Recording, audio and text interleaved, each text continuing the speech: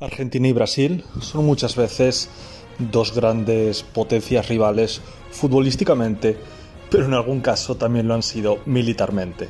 Entonces hoy vamos a seguir con un vídeo sobre la guerra del Brasil y vamos a cubrir la batalla de Juncal, una batalla marítima muy interesante. Entonces vamos a retomar el hilo que hicimos en anteriores vídeos sobre las batallas del Rincón y Sarandí, ¿no? Estas victorias pequeñas pero simbólicas de los rebeldes orientales, uruguayos, de la provincia rebelde cisplatina contra el Imperio del Brasil. Entonces, como ya comenté en el vídeo sobre la batalla de Sarandí despertó el interés de otro actor que iba a intervenir en este conflicto, y era las Provincias Unidas del Río de la Plata, Argentina, ¿vale? Voy a decir ahora Argentina o argentinos para simplificar. Pero bueno, las Provincias Unidas del Río de la Plata decidió intervenir y empezar a apoyar a los rebeldes de la banda oriental, a los orientales uruguayos, básicamente, ¿no? Entonces el Imperio del Brasil le declaró la guerra a Argentina como consecuencia de estas ayudas. Entonces, el Imperio de Brasil decidió hacer daño a las Provincias Unidas del Río de la Plata, hacer daño a los argentinos en base a su flota, porque Brasil tenía claramente una superioridad en el mar. Además, geográficamente, claro, Brasil está más cerca del Atlántico, o sea, está más en contacto con el Atlántico y más en contacto con el tráfico marítimo hacia Europa. Entonces tenía ahí esa ventaja geográfica y esa ventaja a nivel de controlar el comercio y poder interrumpir el comercio de los argentinos. Entonces los brasileños, como tenían una gran superioridad por mar, dividieron su flota en tres partes, ¿no? Una primera parte se iba a dedicar a cubrir el litoral uruguayo para operar allí en esa zona. Otra segunda flota iba a bloquear el comercio argentino por mar, y otra tercera flota al mando del almirante Pereira, que es la que nos interesa aquí, iba a introducirse en el río Uruguay y a cortar las comunicaciones entre los orientales, entre los rebeldes orientales, los uruguayos y los argentinos. Entonces, contra esta tercera escuadra, que es la que nos interesa, saldría al río Uruguay la escuadra argentina al mando del almirante Brown. La escuadra brasileña eran 17 buques en total, de los cuales uno era un bergantín y el resto eran embarcaciones de pequeño calado, y la escuadra argentina eran 15, de los cuales también creo que solamente 3 o así eran buques grandes y el resto eran también cañoneras y barcos pequeños, ¿no? Eran sobre todo flotas de barcos ligeros. A ver, estaban navegando en el río, obviamente, ¿no? Entonces, aunque la superioridad global en la guerra era abrumadora a favor de los brasileños, la superioridad en el mar globalmente en la guerra era abrumadora a favor de los brasileños, pero en concreto en el río Uruguay, en concreto en esta acción, estaba equilibrada. Entonces, la flota argentina iba a buscar a la flota brasileña en el río Uruguay para abatirla, ¿no? Entonces, se produjo un primer avistamiento y un primer cañoneo muy a larga distancia el 26 de diciembre de 1826. Y los argentinos mandaron a un emisario a parlamentar con los brasileños y a pedirles que se rindieran, pero los brasileños respondieron arrestándolo. Entonces, como respuesta, los argentinos empezaron a disparar y se produjo unos pequeños cañonazos de tanteo, pero que no fueron a mayores, y de hecho las dos flotas rompieron el contacto. Y no se volvería a producir un siguiente contacto hasta el 6 de enero. Sí, hasta el 6 de enero de 1827 se produjo un segundo contacto que también no pasó de ser una escaramuza, y los brasileños consiguieron romper contacto y evitar a la flota argentina. Decir que los argentinos temían que pudiera llegar otra de las flotas brasileñas y cogerlos entre dos fuegos, pero a la vez tenían la ventaja del servicio de inteligencia y espionaje.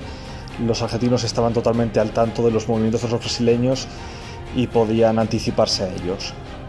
Entonces, el tercer y definitivo avistamiento, que ya sí que daría lugar a la batalla, fue en los días 8 y 9 de febrero de 1827.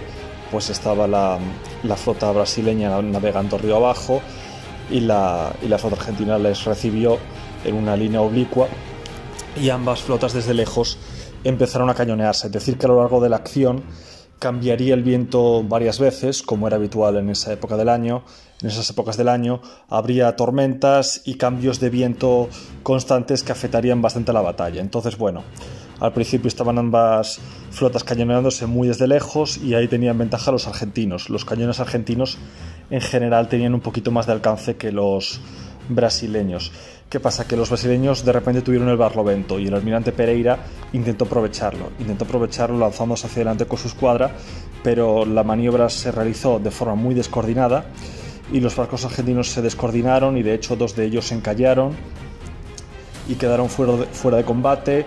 Otros avanzaron de forma aislada del resto de su flota y sufrieron bastantes daños por parte de la escuadra argentina, otros se quedaron atrasados. Entonces, bueno, los brasileños por su descoordinación perdieron la ventaja del barlovento y luego el viento empezó a cambiar y empezó a haber incluso tormentas que impidieron a ambos bandos continuar la acción. Entonces la flota brasileña decidió escabullirse y retirarse un poquito a la isla de Sola, creo que se llama así, a un islote que había allí por el río Uruguay, para rehacerse un poco. Pero también en la maniobra de retirada 2 barcos brasileños se quedaron aislados y fueron apresados por los argentinos. Entonces al día siguiente, el día 9, los brasileños estaban ya con la moral un poco baja y no tenían un plan claro. De hecho, el almirante Pereira, literalmente su plan era ir improvisando sobre la marcha.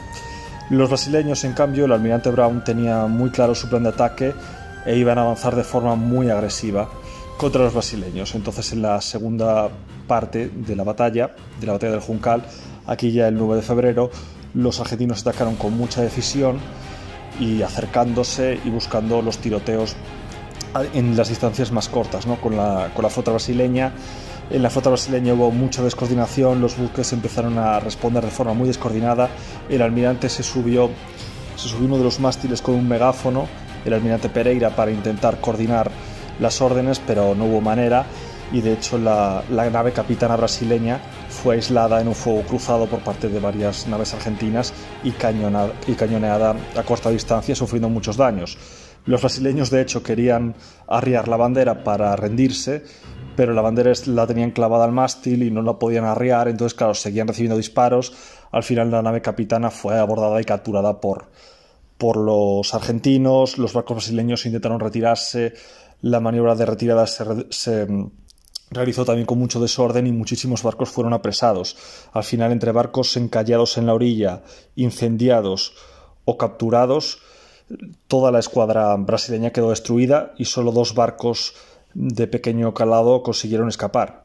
Fue una victoria total por parte de los argentinos, que solo tuvieron 17 muertos, aunque seguramente tendrían más heridos de poca consideración. En cuanto a las bajas argentinas, obviamente serían muy elevadas, sobre todo en prisioneros, me imagino. En cuanto a muertos, no tengo datos exactos de muertos, heridos y prisioneros. Me imagino que bastante más elevadas en muertos y heridos y sobre todo muchísimos prisioneros. Esta victoria fue muy simbólica y aparte muy importante porque consiguió reactivar las comunicaciones entre las Provincias Unidas del Río de la Plata y los rebeldes uruguayos de la banda oriental.